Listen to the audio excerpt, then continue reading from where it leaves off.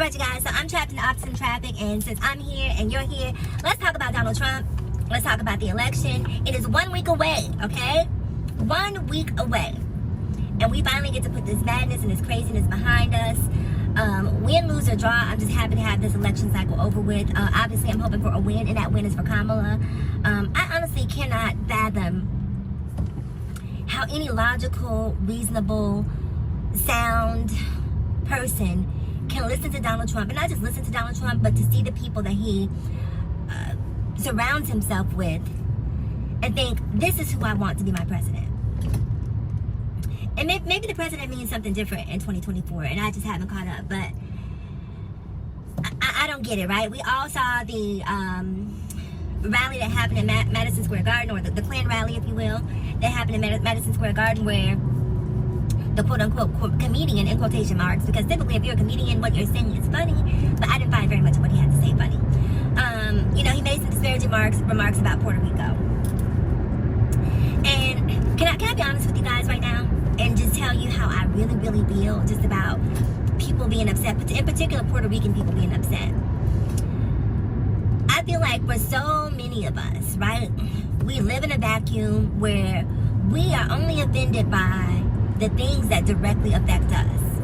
If it's not about us, then oh, it's not that funny. You guys are too serious. You need to lighten up. You can't tell a joke anymore. Everything is funny until the joke is on you. And I say that because since Trump has come into prominence, shall we say political prominence, we've seen pretty much every group across the board other than white men catch hell. Women have lost bodily autonomy. We all know what they're doing around critical race theory. We've seen what they're trying to do with drag queen book bannings and LGBTQIAP+ rights. We saw what he said about Haitians. We've now seen what he said about minorities. If you remember, there was the Pacific Islander thing that was happening back during COVID. We've seen Trump consistently and across the board make it a point to let people who are a part of minority groups understand that you are the minority, and we need you to understand that you need to stay in that place. Now, if you stay in that place, Byron Donalds, then we may be able to find a place for you. You know, you may be one of our house, you know what. But if you have the unmitigated gall to stand up and believe that you are our equal, to believe that you have the same rights to happiness and equality that we do, you're a problem. You're quote-unquote vermin, as Donald Trump likes to say. And I say all this to say, at some point, the lights have to come on for all of us, that if you're not a white man, you don't have the bandwidth to discriminate against anyone. If you are not a white man, a white heteronormative man, you do not have the bandwidth to discriminate against anyone. Okay? I'll quantify it just a little bit more. If you are not a wealthy white man, heteronormative white man, then you don't have the bandwidth. And that's why I don't understand why. Because when Donald Trump says what he says about Puerto Rico, I'm not Puerto Rican, but I'm completely offended. Completely offended. So even if you're not black and you hear them trying to ban critical race theory, that should be a problem for you.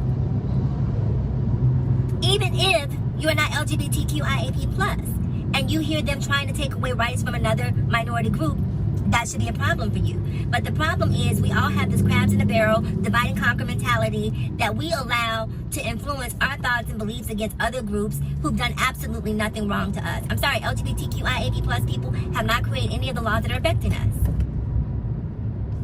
Black women haven't created any of the laws that are affecting us. Puerto Ricans, you know, by and large, the laws that affect us are created and we are governed by white men, and we get time and time again fail to understand. And I don't want to make every white man the enemy, right? Because, you know, shout out to the good white men, because I hate painting with a broad brush and making every white man feel as if they are a target. But the ones who get it, get it. The ones who get it, get it. So when it comes down to this election next Tuesday against Kamala and Donald, and you go in that booth and you vote for Donald, I'm not telling you that you can't vote for, you know, Republican senators, congressmen, whatever, judges, whatever else you believe in. But if you vote for Donald Trump for president, says a lot about you. It says a lot about you. So I just wanted to come on here real quick and just get this off my chest, because I'm so sick of us, you know, with the infighting, with those of us who exist on the fringes, fighting amongst each other for whatever reasons, and not understanding that we are not each other's enemy, and that there is strength in numbers, and that we need to support each other, protect each other, uplift each other, encourage each other, and understand that in these moments that we are seeing right now, this is a very pivotal time for us, right? This is a very pivotal time. We can go left or we can go right. I don't know about you, but I'm going left, okay? I'll be on the left. I'm voting for Kamala without question or pause. Anybody but Donald Trump. And this is one thing I want to, let me say this before I get out of here. I hear all of these, there was all of this hubbub, right, about when Joe Biden was running for president, and about how the Democratic Party essentially pushed Joe Biden out. And people on the right were very, very upset about Joe being pushed out, because they felt like he was an easy target, he was an easy opponent. But why don't the people on the right see the issues with Donald Trump? If we can see that Joe Biden's age was problematic,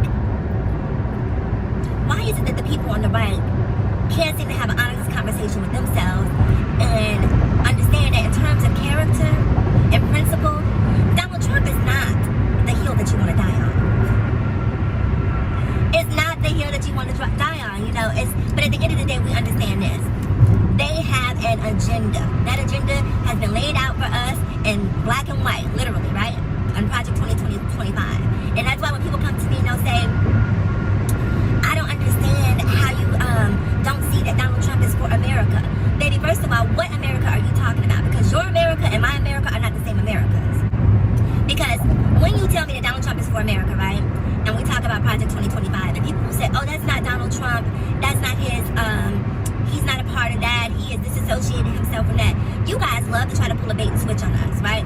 We saw this happen with Brett Kavanaugh, we saw this happen with Amy Coney Barrett, where they got up there in front, at their confirmation hearings, and basically said that Roe v. Wade was precedent. It had already been decided, there was no need to touch it. And what did they do? They went in there and they touched it. And so you guys already pulled a fast one on us. So we know your word is not your bond. And this is what I need people to understand, because I think that sometimes when we're talking about these elections, people are so myopic in terms of what they think and don't understand that who you choose for president will not just affect you, it affects your kids. And if you're a black man out here voting for Trump, and Trump gets into office and Project 2025 is instated, and your son is the victim of stop and frisk, and now you're on the news crying 5-10 years from now because, oh my God, they're targeting black men and this, that, and the third. This is what you voted for. This is what you voted for, because you have to be a fool to think that they don't have an agenda. And you know, one more thing. Okay, this is gonna be it, and I'm gonna get out of here, guys, because you can see the traffic is trafficking. The Republican Party is supposed to be the party of limited government. And I'm so confused about how the Republican Party is the party of limited government when they stay in my body and my business. Here we are, a decade later, decade plus later, Donald Trump still hasn't released his tax returns, and that has always been a sore spot for me, and I don't think people even bring it up anymore. People have just decided, okay, he's not going to release his tax returns, let's move on. Now here it is, 2024, and he hasn't released the physical. Now, we honestly don't need the physical to be released. You can look at him and tell that his BMI is out of control, okay? But this whole notion that the Republican Party is a party of limited government is a complete and total farce. You guys, if you want to not just make sure that your life is positively affected by this election, but your children and your grandchildren's lives, your lineage, your pedigree will continue to have a positive, because history will judge us by this election. History will judge us. When they look back on this election, depending on which direction it goes, we will be judged. we will be judged. And I don't know about you, but I want to be able to say that I was on the right side of history by voting for Kamala. I don't know what the rest of them were thinking, but I voted for Kamala. And one last final thing, I know I've said that about 3 times, but at some point, and I know that we've said this time and time again, but it's time for the Electoral College to get on up out of here. One of the reasons why a lot of people don't vote and feel that their vote doesn't count is because of this Electoral College thing, right? So one of the things that I feel like Kamala needs, if Donald Trump can talk about abolishing the Constitution, then we need to talk about doing away with this whole Electoral College thing. It's enough. Enough is enough.